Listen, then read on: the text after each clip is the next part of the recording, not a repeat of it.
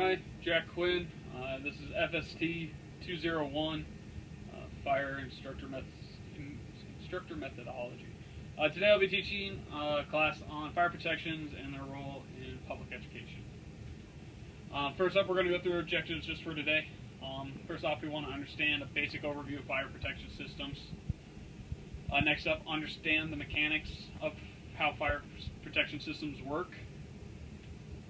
And also describe how fire protection systems relate back to public education.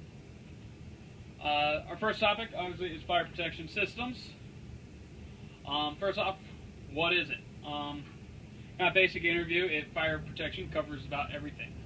Whether you look at from this TV to the desk, to the computer, the lighting, even the camera itself, it all has some type of fire protection within it.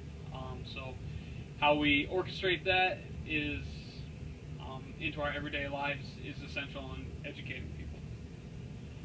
Kind of the three main points that I'm going to hit today in relation to fire protection systems. We're going to hit on sprinkler systems.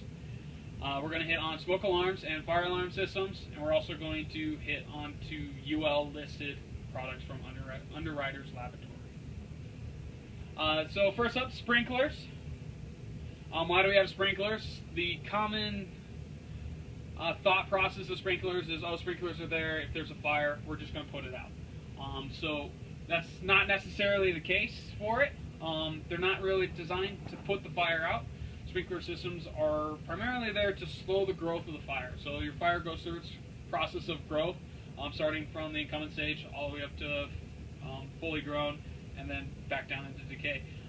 Our purpose of the sprinkler system is once it hits that growth and it hits a certain amount of temperature, that sprinkler head's going to go off. It's going to slow that fire rate. Hopefully it activates the fire alarm if the system's working properly, or set off a water gun, allowing occupants to have adequate time to exit from the building without causing loss of death. Obviously, slow the growth of fire and allow more time for occupants to leave.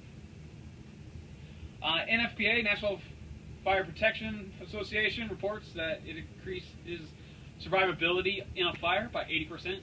This is a huge increase than without a system. This is one of our key points that we want to remember for later. There's definitely a cost versus benefit for this. Average cost for a house is about $5,000 to have installed. Everybody kind of looks at, well, I don't want to pay for a fire sprinkler system. You know, it's really expensive, it's annoying, I got people in and out of my house, you got to run pipes, got to cut holes. But in reality, if fire does happen, you want to be prepared. You want to slow that growth of fire, allowing yourself to get out. Without those sprinkler systems, the chances of you actually dying in the fire are greatly increased.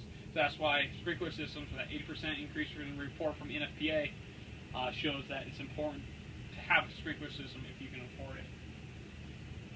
Once again, our big statement on this, is it worth your life to have that sprinkler system? Our next key point is our Underwriters Laboratory. You'll see them on the back of a bunch of objects, little UL stickers. Not a lot of people fully understand what this is, so we'll kind of hit a basic on it. What is UL?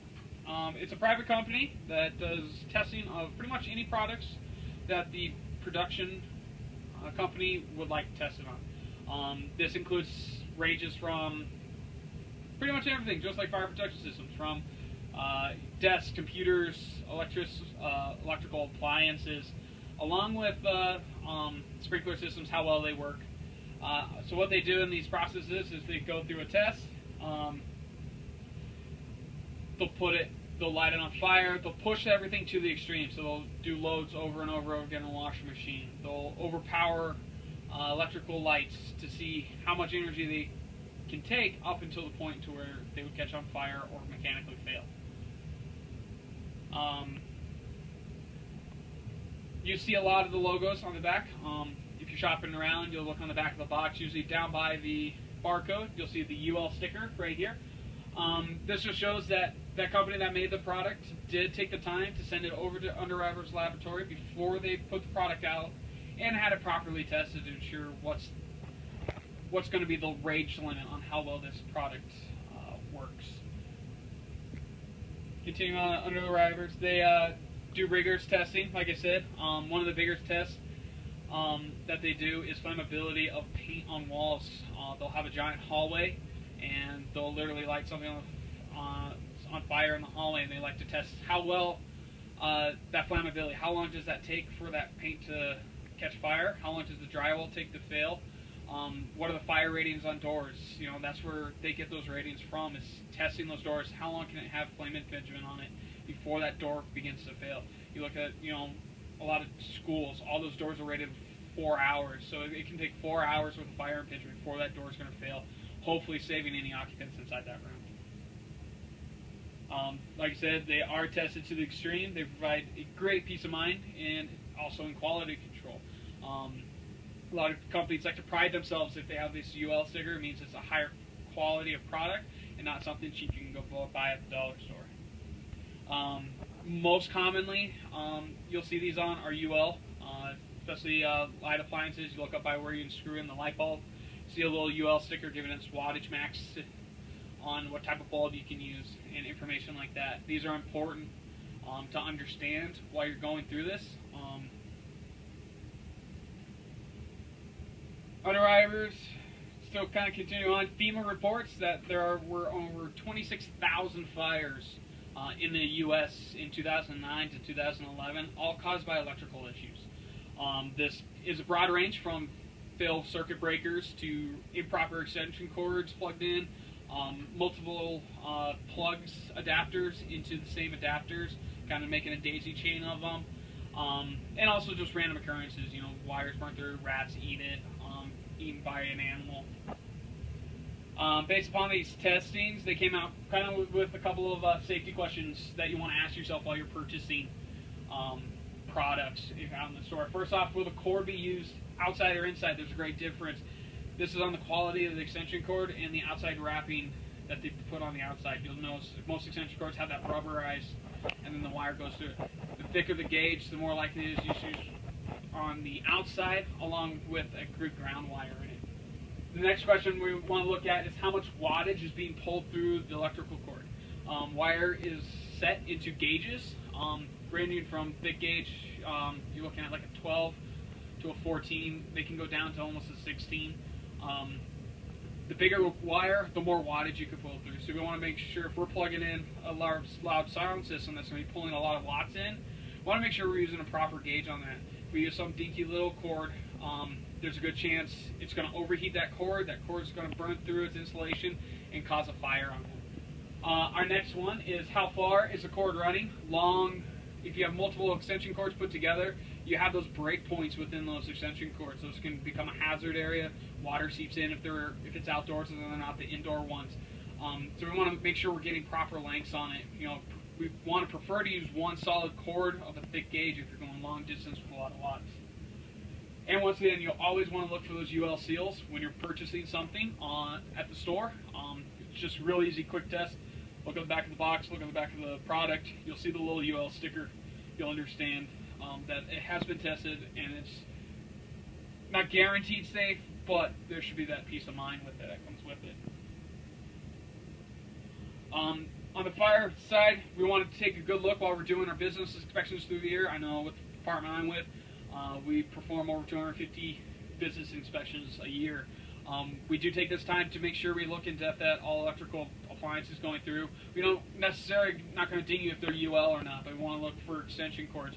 If we have our power outlet strips with another power outlet strip into it, we don't want to do that. Having proper gauge, if it's a refrigerator, you know, we have a good cord. Those are the kind of things we want to keep our heads up. And even on calls, if it's not an extreme medical call or just a public assist, you know, give the homeowner some tips as you're going through. The next big one for us are smoke detectors and fire alarm systems. We all know what smoke detectors are. There's those annoying things that go off in the middle of the night. You know, they chirp, you can't figure out which one because they're all over the house. And then you're going, oh crap, I don't have any 9-volt batteries. This sucks. There are two types in the general umbrella of smoke detectors. You have your residential fire detectors, and you also have commercial grade. All new commercial buildings that are being built are required to have smoke detectors or some type of alarm system in it. This is a great benefit for us as our cities expand. We know those commercial buildings are going to have it. You start looking at some of the older buildings, especially in older part of towns, North Denver, downtown, you're going to notice all those buildings were built way back before we had those fire regulations. They're not necessarily going to have any of those smoke detectors. They might be grandfathered in. But if they happen to do any renovations, then at that point we can actually require them to insert a fire alarm system. 2/3 of fire-related deaths involve not having or having a non-working smoke detector. This is a big number. If you look at the number of deaths a year in fires, 2/3 of that is because we don't have a simple smoke detector. We should really be pushing this to our public on having smoke detectors in at least one in every single home. That way we always lower that threshold of having that life lost. The key word to this is making sure that they are working. We want to make sure that we're checking our smoke detectors once a month, so whether we do it the first of the month, middle of the month, end of the month, we want to at least be testing it. I know a lot of us don't really do it too often. I myself am guilty of that, of not doing it very often. But we really should. On each smoke detector has a manufacturer's recommendation for a testing process. We also want to make sure we're changing all the 9-volt batteries or backup batteries in our smoke detectors when we change our clocks. We just recently went through one, so now's a great time, if you haven't, to go ahead and put in new batteries on your smoke detectors. That way they're hardwired, then and that hardwire fails, they're automatically going to be backed up by the 9-volt, and a lot of smoke detectors only run off those 9 volts, and they can run out quickly with those little green lights that are annoying. Installation is almost paramount in smoke detectors. FBA has recommendations on residential homes on where you want to locate these. One of the biggest ones, you want to make sure it's 1 foot away from any ceiling and 1 foot either down away from the ceiling or out. So pretty much you take a 1 foot square, put it up against the wall. Smoke detector has to be outside that 1 foot from any wall point. That way, as smoke travels up the wall, it's going to curl around, hit the top as that heat rises, and it's going to hit that smoke detector with that smoke. We want to try to avoid being close to bathrooms.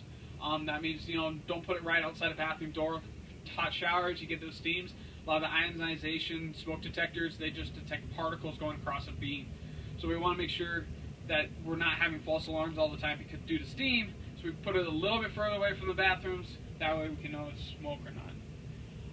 A lot of newer homes that are built, they come automatically with their smoke detector systems built in when they build a home. These are all hardwired, so they're interconnected. So if one smoke detector goes off, they go off in the whole house, alerting all the occupants inside the house. The only difficulty with that is you never know which one was the activated ones. On the brochure, on each smoke detector tells you the indicating lights which smoke detector it is. Usually whichever one is solid red, that's your activated smoke detector. For commercial buildings, we see these most likely in the fire service. You go on general fire alarms to a commercial structure. You got the annoying alarm, everybody's outside, it's freezing cold, it's shivering. You want to go in and investigate properly. You don't want to go anything past that, but we want to make sure we have a good understanding on how to reset and how it works. New buildings are required by authority having jurisdiction on their fire alarm systems, usually by the IFC of whichever year they're using. Older buildings are grandfathered in. We always want to try to learn the components and the types of smoke detectors and alarm panels and systems we have in a building. There are multiple manufacturers within our fire protection world of alarm systems, so we have to be familiar on how to properly silence them, how to get a good reset, and understand how do we detect which detector was activated, and we can read which zone and be able to read a map on our schematics to know where that activated head is. There's also pull stations. There's multiple ways to reset pull stations. Usually you either need the key or you need a good set of Allen wrenches to open those up. Multiple different types of smoke detectors, ionization, just your normal ones. You also have heat detectors. These detect the amount of heat raising to the ceiling. Usually they have a threshold of higher than a smoke detector. Usually averages around 500 to 800 degrees. And alarm panels and how they work. Those things can be frustrating. Usually there's a blinky light and a couple buttons that say reset, and sometimes they just don't reset. How this relates to public education. This is important. It should be one of our top objectives. Yes, we absolutely love fighting fire. We love going inside. It's a thrill rush to us. but ultimately our objective should be to prevent all fires. If we can prevent all fires, we prevent loss of life, we prevent loss of property, and we can raise our ISO ratings for everybody around us, ultimately protecting our civilians as we swore to. We want to do prevention through education. We never want to, find something that's wrong and start ridiculing or thrashing someone. We want to try to educate them on why they need it, how they may go about getting one. A lot of departments now offer a program where we'll give you a smoke detector if you ask. And we're more than welcome to come out and check and give you a home evaluation and inspection. We want to take what we learn and apply it in the real world. Whether you're going out for lunch or you're on a call, if you're not doing anything, you're not doing an intervention in the medical, take a step back, look around, do your pre-planning, understand what's in their house, see if they need a smoke detector, maybe come back another day and offer when you're checking up on your patient follow-up. A good time, obviously, for public education is tours. Everybody comes by. Obviously they're there to see the fire station. But a good thing, on the way out, make sure you have good pamphlets on home education, on preventing fires, smoke detectors, and exit drills in the home, also known as EDIF. Those are good things that we teach people on their way out. We don't want to overload them. And even when you're off duty, I know a lot of us, when we go into a building, we're always looking for the closest exit. Do they have an alarm system? Do they have a sprinkler system? What would you do if you had a fire in that building?